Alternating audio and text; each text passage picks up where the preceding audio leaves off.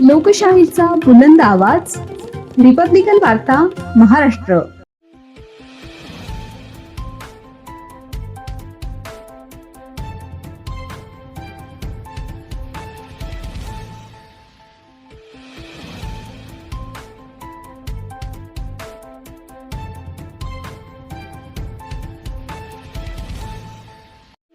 वडोदा बाजार पोलिसांची वाळू चोरट्यावर धडक कारवाई. 40 लाखांचा मुद्देमाल जप्त.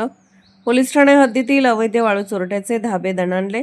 वडोदा बाजार पोलीस ठाणे हद्दीतील अवैध धंद्याचे समूळ उच्चाटन करण्यासाठी पोलीस अधीक्षक यांच्या मार्गदर्शनाखाली विशेष मोहीम राबवण्यात येत आहे. वडोद बाजार पोलिसांना गुप्त बातमीदारामार्फत मिळालेल्या खात्रीशीर माहितीच्या आधारे 2 ठिकाणी कारवाई केली. यात एक चोरटी वाळू वाहतूक करणारा टाटा हायवा ट्रकवर छापा टाकत 30,25,000 रुपयांचा मुद्देमाल जप्त करून आरोपीवर गुन्हा दाखल करण्यात आला आहे. दुसरी कारवाई बाबरा परिसरात 2 ट्रॅक्टर चोरटी वाळू भरलेली आहे अशी खात्रीशीर माहिती मिळाली असता धाड टाकून दोन्ही ट्रॅक्टर व वाळू असा एकूण 10,10,000 रुपयांचा मुद्देमाल जप्त करण्यात आला आहे.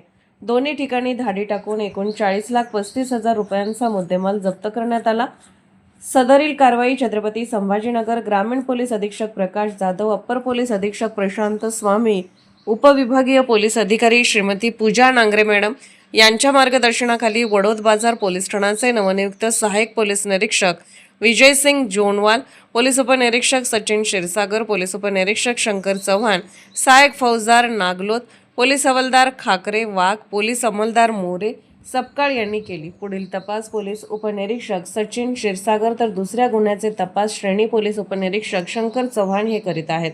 रिपब्लिकन वार्ता Maharashtra वृत्तवाहिनीसाठी Aurangabad Marathwada उपसंपादक Akbar Shah. Subscribe now and press the bell icon. Never miss an update.